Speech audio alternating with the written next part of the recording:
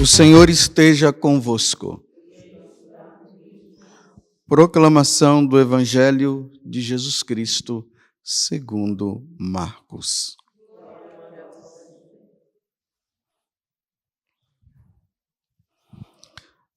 Naquele tempo, Jesus saiu de Jericó, junto com seus discípulos e uma grande multidão. O filho de Timeu, Bartimeu, cego e mendigo, estava sentado à beira do caminho. Quando ouviu dizer que Jesus, o Nazareno, estava passando, começou a gritar: Jesus, filho de Davi, tem piedade de mim. Muitos o repreendiam para que se calasse, mas ele gritava mais ainda: Filho de Davi, tem piedade de mim. Então Jesus parou e disse: Chamai-o. Eles o chamaram e disseram: Coragem, levanta-te, Jesus te chama. O cego jogou o manto, deu um pulo e foi até Jesus. Então Jesus lhe perguntou: Que queres que eu te faça? O cego respondeu: Mestre, que eu veja. Jesus disse: Vai, a tua fé te curou. No mesmo instante, ele recuperou a vista e seguiu Jesus pelo caminho. Palavra da salvação.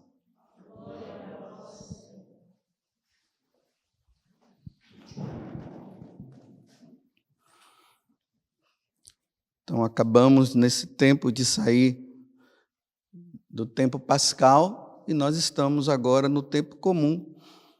E é bonito também o tempo comum porque ele nos leva à reflexão, a refletir sobre a nossa vida cotidiana. Como é que nós devemos nos relacionar com Deus diante das diversas situações que nós passamos e também com as pessoas que estão ao nosso redor. Uma das grandes consequências do pecado original que ele acabou trazendo para o mundo, claro, foi o pecado, e a partir do pecado vieram muitas consequências. Uma das consequências do pecado foi a doença. A doença é algo normal nesse mundo. Ninguém quer ficar doente. E nós aqui nos deparamos com um homem doente. Aqui não se diz se ele era um cego de nascença, mas provavelmente era de nascença. Provavelmente. O filho de Timeu, Bartimeu, cego, e além de cego ainda era mendigo, Talvez se Bartimeu não fosse cego, talvez ele não tivesse a iniciativa de procurar Jesus. A enfermidade levou ele a procurar Jesus para ele sair da cegueira que ele estava. Quantas pessoas ali no tempo de Jesus estavam com uma saúde boa e não procurou o nosso Senhor? E os enfermos foram até levados à força. Quando nós vemos ali no capítulo 2, do Evangelho de São Marcos, nós estamos no 10 agora, aquele homem que foi levado por 4 homens, que estava paralítico. Então, na maca levaram ele, e ali Jesus acabou curando, e ali tem uma coisa, Jesus fala justamente para eles, os teus pecados estão perdoados. Jesus nem se refere à doença do corpo, mas ele já vai diretamente na doença da alma, Os teus pecados estão perdoados. Então, a doença está aí. Mas nós precisamos também entender que, assim como Deus vai sempre tirar um bem maior, até de um mal, nós nunca vamos tirar o bem de um mal, nós nunca. Mas Deus, como sendo Deus, Ele tira do bem, do mal, o bem. E na doença Deus tira. Olha, quando uma pessoa ela está doente, todo o orgulho dela cai por terra. Aqueles que se sentem os tais, os donos do mundo, quando eles estão doentes, fica quietinho, dependendo do outro, para que o outro possa ajudá-lo. Aquelas pessoas que são assim muito individualistas, que não gostam que ninguém ajude, acaba tendo que passar por essa situação de ajuda, embora ela não queira, mas no fundo, depois acaba cedendo. A doença leva a pessoa a refletir sobre a sua vida. E se eu morrer? Porque eu vi o que está com bem de saúde, não fica preocupado, não fica pensando em está bem de saúde. Mas quando ele está doente, ele passa a refletir também. E se eu morrer? Diante da vida, diante do que eu vivo, diante do que eu vivi até agora, será que eu vou me salvar?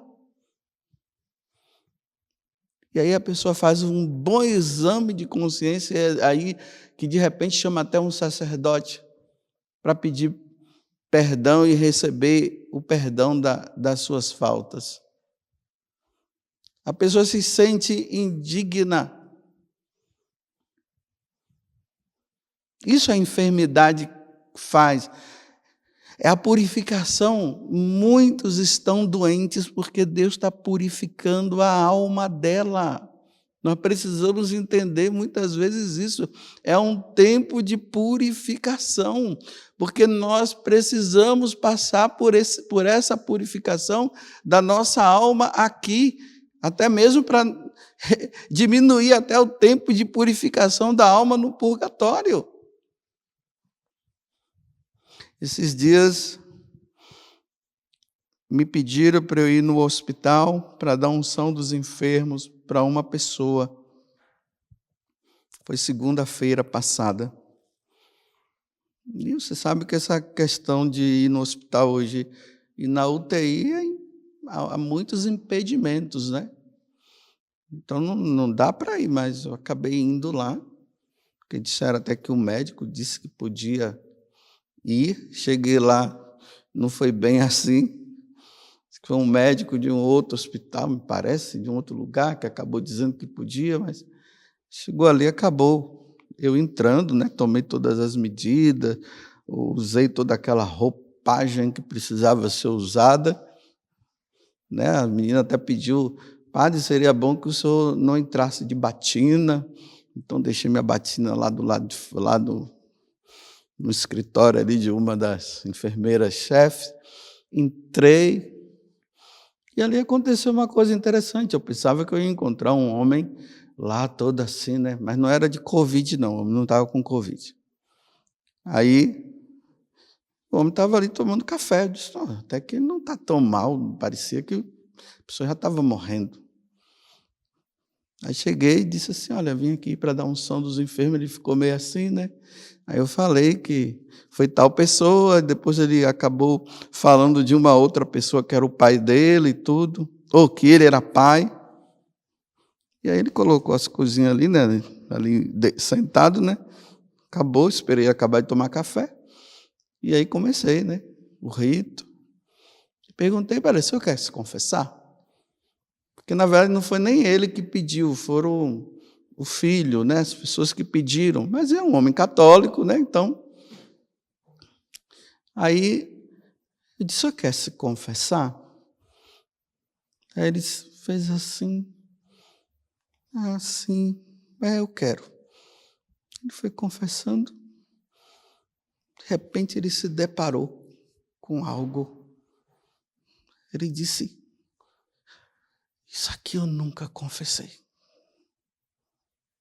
E aí ele confessou. Olha, talvez se aquele homem não estivesse doente, ele jamais iria lembrar desse pecado, que ele precisava confessar. Você vê como Deus, ele vai dando as oportunidades, ele vai dando todos os meios necessários para que nas diversas situações da nossa vida nós possamos entender quem nós somos e a partir do momento que nós entendemos quem nós somos, nós cheguemos a isso, a lembrar e, como eu sempre conto, né, daquela mulher há muitos anos atrás lá em São Gonçalo dos Campos, que estava no hospital.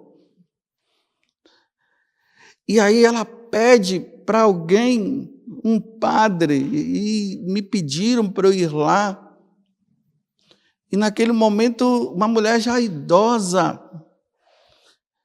Aí a mulher diz assim: padre, quando falaram que eu ia ter que fazer a cirurgia, de repente o padre apareceu na minha mente, assim como que uma tela, os pecados da minha vida. Que padre, o que é que eu estava fazendo da minha vida até agora? Olha, na hora que ela foi levada para a cirurgia que ia, ela lembrou, e ela disse que ela precisava, e ali foi, eu atendi, olha, foram coisas brabas mesmo, viu? Não foi coisinha, não. Anos. E foi justamente naquela doença que levou aquela mulher a dar esse. Passada uma semana, ela morreu. Purificou-se, confessou-se e foi para a casa do Pai. Unção dos enfermos e tudo. Esse dia eu passei, né, que eu fui lá para casa, fui fazer o casamento da minha sobrinha e aproveitei, né, fiquei uns dias, por isso que eu estava meio que sumido. Aí fui para casa. Minha mãe, ela tem 84 anos. Minha mãe já quebrou o fêmur. Minha mãe, com 79 anos, ela quebrou o fêmur. Com 81, ela pegou um câncer e no útero, tirou o útero da minha mãe, com 81 anos. Minha mãe tem uma dor na perna que as pernas de mãe já estão atrofiadas, elas estão aberta, vai abrindo assim, aí mãe, ela sai andando e mancando, às vezes segurando pelas paredes assim e vai. Eu não vejo minha mãe assim se lamentando, né? Eu vejo ela passando as mãos no joelho, eu pergunto o que é, mãe? É o frio, né? Quando o frio fica assim, aí é aquela dorzinha que vem, não é dorzinha, é dor, né? Que ela está sentindo. E eu sei que minha mãe, ela está passando por um tempo de purificação da alma dela.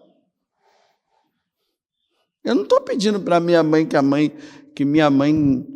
que Jesus venha e faça as pernas da minha mãe voltar toda ao normal, para minha mãe ficar igual uma menina de 15 anos, jogando, correndo, subindo ladeira e descendo ladeira. Não, minha mãe está passando por um processo de purificação. E quanto que minha mãe já mudou, eu percebo. Eu vejo minha mãe, olha, é mais silenciosa. A minha mãe, quando ela acaba de fazer as coisas, ela vai lá e fica rezando o texto dela. Aí, quando acontece muitas coisas, acaba não rezando. Aí, de noite, eu vi ela dizendo, né?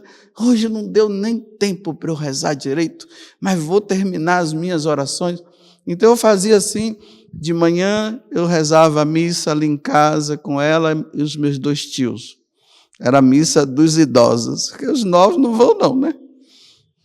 Então, eu celebrava a missa para minha mãe, e meu tio e um outro tio.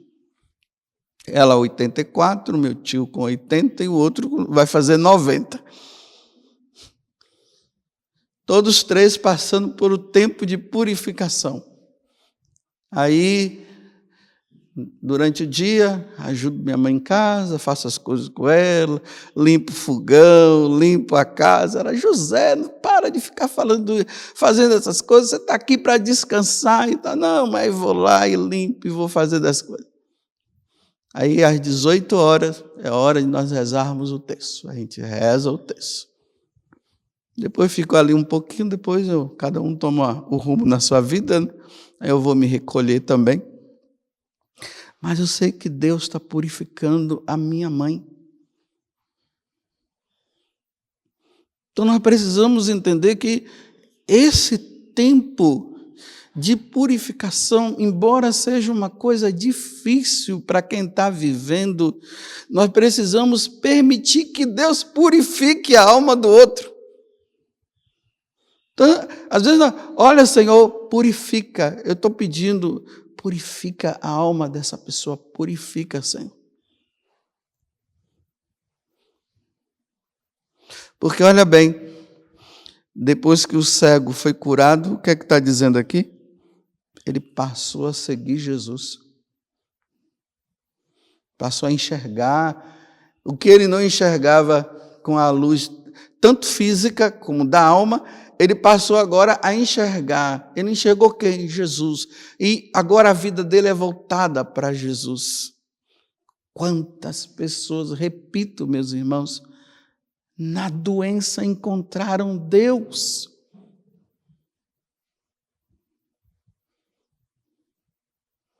Quantas que lá não queriam saber de Deus e ali, naqueles momentos, chame um padre, pelo amor de Deus. Chame um padre. Aqueles que devotos de Nossa Senhora, né, que às vezes nem eram tão devotos assim, usavam uma medalha milagrosa no pescoço, no bolso e tal, e de repente ali, por uma iluminação, aí viu alguma coisa, e aí eu preciso de Deus, eu preciso de Deus.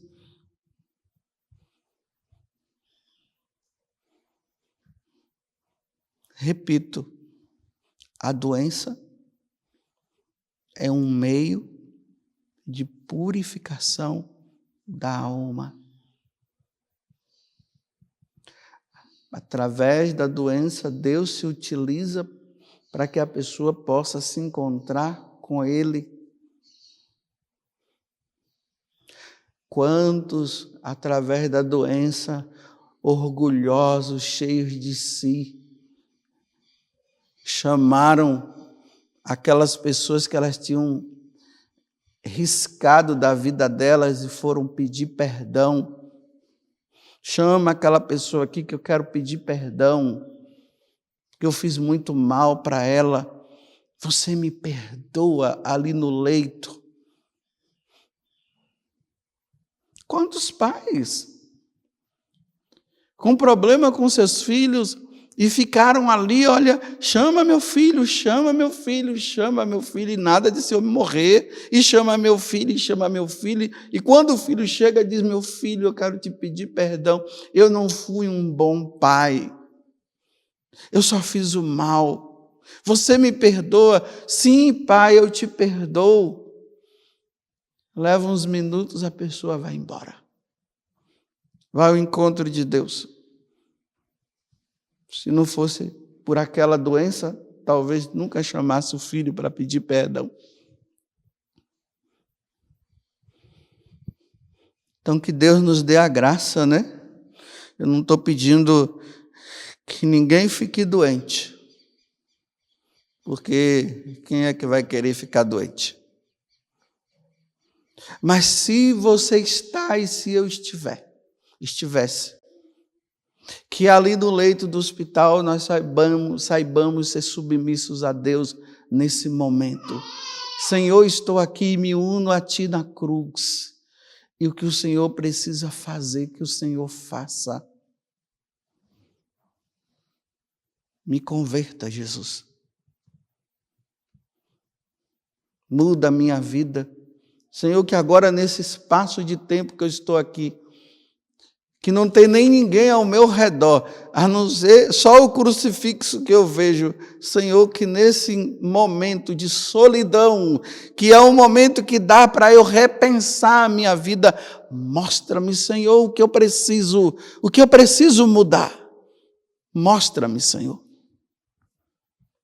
Porque quando a gente está com saúde, a gente está correndo para lá, faz um monte de coisa, a gente não tem nem tempo para Deus. Não quer nem saber de Deus, mas é nesse momento ali, olha, que a pessoa vê também, né? Agora eu sei quem são meus amigos. Aí quem é, ninguém vem.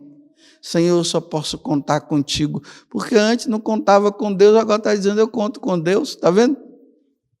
A mudança que vai acontecendo. A pessoa reza mais. Que nem rezava. Então peçamos a Deus hoje como o cego Bartimeu. Senhor, que eu veja. Que eu veja. É isso que eu quero ver, eu quero enxergar. Estando em cima de uma cama, em casa, no hospital, ou estando com saúde, cuidando até dos doentes, Senhor, que eu veja. Me mostra aonde está o meu problema, aonde eu preciso mudar. Venha, Senhor, em meu socorro. E a partir daquele momento, ele passou a seguir Jesus. Louvado seja nosso Senhor Jesus Cristo e a nossa Mãe Maria Santíssima.